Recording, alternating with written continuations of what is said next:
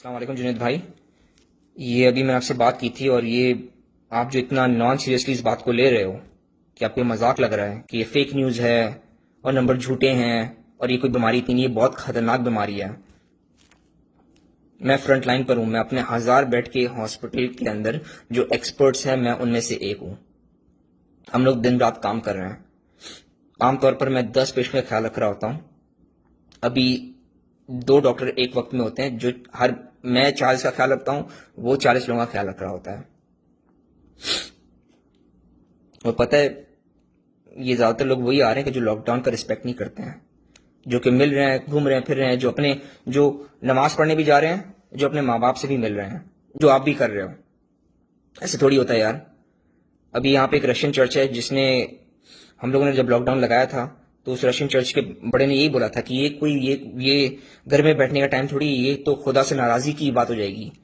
ये तो खुदा के पास आने का मौका है कि खुदा के पास आओ और गिड़गिड़ा के बोलो कि माफ कर दे और ये बला टल जाए। पिछले 2 हफ्ते में इन लोगों के उस चर्च के 50 लोग मर गए।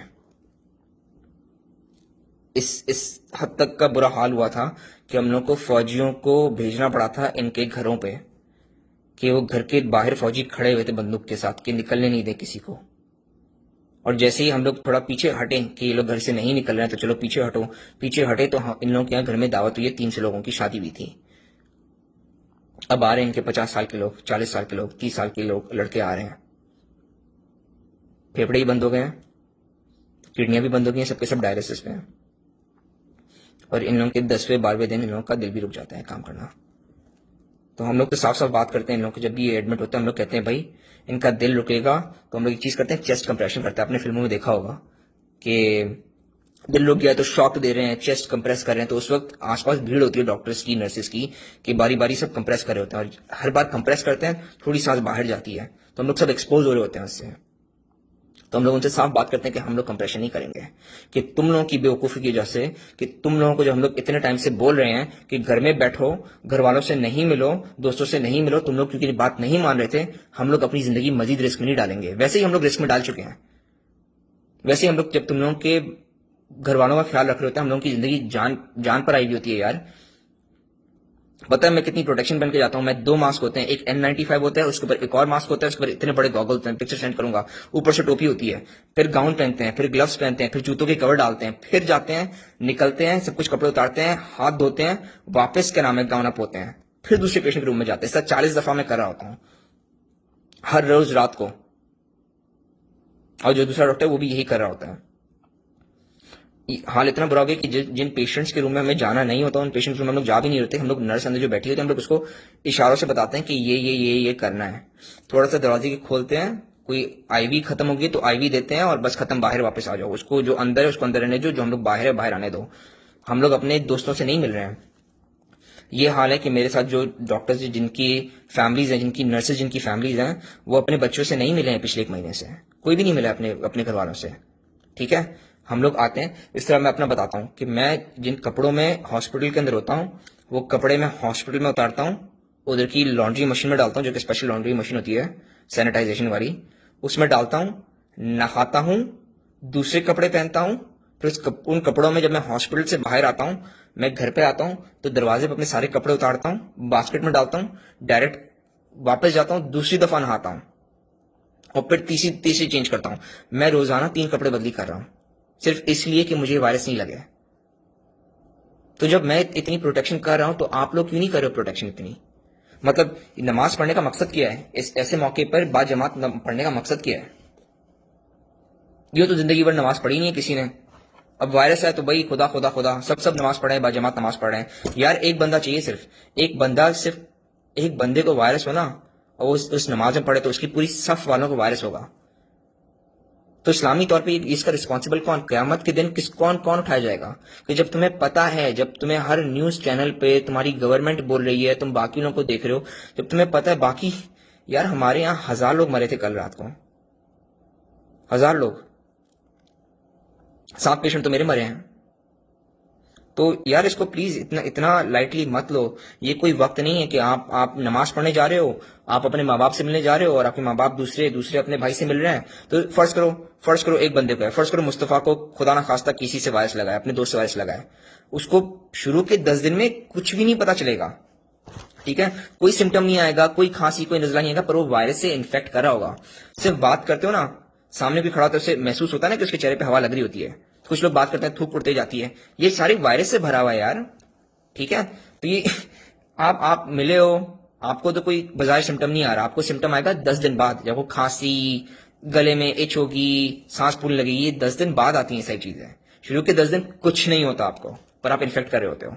तो अगर मुस्तफा को हुआ है तो उसने आपके वालिद साहब को दिया, उसने अदनान को दिया, उसने बाकी आपकी बहनों को दिया, ठीक है, अपनी बहनोइयों को दिया, और उसने आपको दिया, आप घर पर आए, आपने अपनी अपनी बेगम को दिया, अपने बच्चों को दिया, आप नमाज पढ़ने गए, आपने उन लोगों को दिया, ठीक है। तो इसका जिम्मेदार कौन?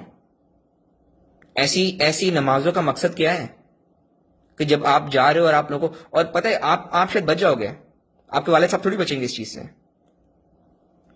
वो वेंटिलेटर पर जाएंगे तो उसका रिस्पॉन्सिबल कौन? उनकी जान जाएगी, रिस्पॉन्सिबल कौन? फिर तो आप डॉक्टर को मारोगे ना कि हमारे डॉक्टर ने मार दिया, डॉक्टर ने मार दिया, मारा तो आपने। तो ये कोई वक्त नहीं है, प्लीज इन चीजों से परहेज करो। मतलब ये क्या है, मतलब मासियां घर पे आ रही हैं, आपके ड्राइवर घर पर आ रहे हैं, मतलब किस किस किस बात का इतना रिस्क ले रहे हो? छुट्टी करो इन सबकी।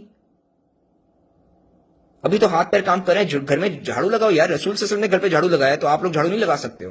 रसूल सल्लल्लाहु अलैहि वसल्लम ने अपने खुद के कपड़े धोए, तो आप लोग क्यों उनसे शाही हो? ये वो वक्त नहीं है कि जब आप अपने दोस्तों से मिल रहे हो। मतलब देखो, मेरी एस्टिमेट के मुताबिक ना 1.5 लाख लोगों को कराची में वेंटिलेटर की जरूरत पड़ेगी अगर ये वायरस अपने उरूज पे आया ना। जैसा ये यहां पर उरूज पे आया हुआ है, ये इटली में उरूज पे आया हुआ है, ये स्पेन में उरूज पर आया हुआ है, ये चाइना में उरूज पे आया हुआ है, ये उरूज पे आप लोगों के अगर आएगा ना तो 1.5 लाख, कराची की पॉपुलेशन के मुताबिक 1.5 लाख लोगों को वेंटिलेटर की जरूरत पड़ेगी। पूरे पाकिस्तान में 170 वेंटिलेटर है। क्या करोगे फिर? छोड़ दोगे? वो आपके सामने घुट घुट के मर जाएंगे। हमारे यहाँ जब ये लोग मरे होते थे अपने कमरे में मर रहे होते हैं, और हम लोग फैमिली को बोल देते हैं हम लोग नहीं जा रहे और हम लोग आपको हॉस्पिटल में भी नहीं आने देंगे, आपको बस हम लोग एक फोन कॉल करेंगे कि आपका बंदा मर गया है, ठीक है। और हम लोग रात, मतलब जब हम लोग देख रहे थे कि बंदा जा रहा है तो हम लोग रात की शुरू में कॉल कर लेते। जब मैं देखता हूँ शिफ्ट में पकड़ता हूँ, पेशेंट की केयर पकड़ता हूँ, मैं देखता हूँ ये पेशेंट जाने वाला है, ये पेशेंट जाने वाला है, ये पेशेंट जाने वाला है आज, तो मैं उनकी फैमिली को शिफ्ट के स्टार्ट में ही फोन करके बोल देता हूँ कि भाई देखो इनकी हालत गंभीर है, मुझे नहीं लगता ये आज रात सर्वाइव करेंगे, आप आके देख नहीं सकते हो इनको, ठीक है। और मैं जो मेरी नर्सेज है ना, मैं उनको भी कमरे से बाहर निकलवा लूंगा, क्योंकि उनको रिस्क पर डालने का कोई फायदा नहीं कि बंदा जाने वाला ही है। और जब ये मर जाएगा तो मैं आपको एक फोन कॉल करूंगा कि आपका बंदा मर गया है, ठीक है। हम लोग एग्जामिन करने भी अंदर नहीं जा रहे होते, वो वेंटिलेटर की ट्यूब डली हुई होती है, उस ट्यूब के ऊपर हम लोग क्लैंप लगाते हैं, वेंटिलेटर डिस्कनेक्ट करते हैं, मॉर्ग में भेज देते हैं, ठीक है। उधर ही उनकी टॉफी तैयार होती है, कफन में उधर ही बांधते हैं और फिर वो आगे ट्रांसपोर्ट हो जाती है बॉडीज। और ये बॉडी को हम लोग दफना नहीं रहे हैं, ये जला देते हैं हम लोग, क्रीमेट कर देते हैं, कि कोई फायदा नहीं है इसको, रिस्क किसी को भी रिस्क पर डालने का कोई फायदा नहीं है। प्लीज इस बात का प्लीज ख्याल रखो। 10 दिन बाद ये इफेक्ट लाना शुरू करता है, सिर्फ इस बात का ख्याल रखो। आप मस्जिद में नमाज पढ़ने गए हो, एक बंदे को वायरस है, उसने सांस ली, चलो खांसा उसने, 8 लोगों की अगर गैदरिंग है, सबको वायरस लग गया, ठीक है। उसने नहीं किया, अगर आपको खांसा नहीं, उसने खाक करके थूका, आपकी चप्पलों से थूक पे चढ़ी, वो चप्पल पहन के आप घर में आओगे ना, वायरस चले आप घर के अंदर, फिर क्या? फिर आपकी बेगम की जब डेथ होगी तो कौन रिस्पॉन्सिबल है उसका? मासियां घर में आ रही हैं, ड्राइवर घर में आ रहे हैं, यार ये प्लीज ख्याल रखो। मतलब क्या क्या काम नहीं होता क्या? ड्राइवर की इतनी जरूरत है? और जब जब जब आपकी गवर्नमेंट और आप लोग जब सीरियसली लोगे ना, तो एकदम से ये लोग लॉकडाउन लगाएंगे। लॉकडाउन जब ये लगाते हैं पाकिस्तान के अंदर तो बिल्कुल सब कुछ बंद कर देते हैं ना, पेट्रोल पंप तो फौरन बंद हो जाते हैं, फिर क्या? ट्रांसपोर्ट कैसे करोगे? नेटवर्क बंद हो जाते हैं, बात कैसे करोगे? कुछ भी नहीं कर पाओगे ना। तो क्या घर में राशन भी नहीं होगा? फिर फाके डालोगे घर के अंदर। प्लीज अपने घर वालों का ख्याल रखो, अपने मासियों ड्राइवर को पैसे देके उन्हें घर पे बिठाओ, उनके अपने अपने घर पे। ये मजाक का टाइम नहीं है, ये बहुत सीरियस बीमारी है और हम लोगों को कोई समझ में नहीं आया है। वेरी ऑनेस्टली, जो भी डॉक्टर आपको बोलता है ना कि इसका ये इलाज है, इसका वो इलाज है, मलेरिया की मेडिकेशन इलाज है, कुछ कोई नहीं है, कुछ भी नहीं है, कुछ भी नहीं है। मेरा एक पेशेंट भी मलेरिया की मेडिकेशन से बचा नहीं है, ठीक है। एजिथ्रोमाइसिन से एक पेशेंट भी नहीं बचा मेरा। ये सब मर गए, सबके सब मर जाते हैं। वो बात अलग है कि मेरे पास जो पेशेंट्स आते हैं वो सबसे बीमार पेशेंट्स आते हैं। मैं आईसीयू के पेशेंट का ख्याल रखता हूं जो सारे वेंटिलेटर पर होते हैं। 90% लोगों को ये जो बीमारी होती है वो नॉर्मल से फ्लू की तरह बीमारी होती है। वो खांसते हैं, 2 हफ्ते तक पड़े होते हैं जमीन पर और फिर वापस ठीक हो जाते हैं। बट उन्होंने जितने टाइम वो चल फिर रहे होते हैं वो हर किसी को इन्फेक्ट करते हैं। उनके फिर वालिदैन घर पर इधर आते हैं बीमारों के।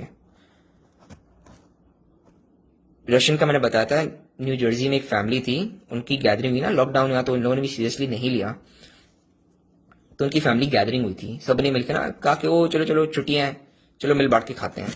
तो पूरी फैमिली गैदरिंग हुई, फुफियाँ, चाचा, दादा दादी, बेटे क्या नाम है, इनके सारे बच्चे। तो उनमें से एक को खांसी थी। अब उनकी फैमिली के 2 फुफियाँ, 2 चाचा और दादा दादी सब मर गए। तो आपकी इस गैदरिंग की वजह से आपके घर के 6 फर्द मर गए। तो कौन रिस्पॉन्सिबल है इसका? इतनी तप्पड़ है आप में कि आप इनका गिल्ट अपने कंधे पे रख सको। और क़यामत में जब पूछा जाएगा तो आप क्या जवाब दोगे? क़यामत तो लोग बता रहे थे, हमें ही मस्ती थी।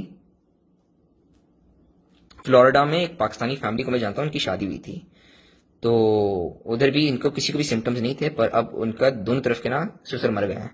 लड़की का बाप भी मर गया, लड़के का बाप भी मर गया कोरोना से, और बाकी फैमिली तो इन्फेक्टेड है पर उनको इतना कुछ हुआ नहीं, पर वो दोनों मर गए हैं। प्लीज इस चीज को सीरियसली लो। ये चीज बहुत बहुत बुरी है और कोई इलाज नहीं है इसका। डॉक्टरों को सही तरह समझ में नहीं आया है।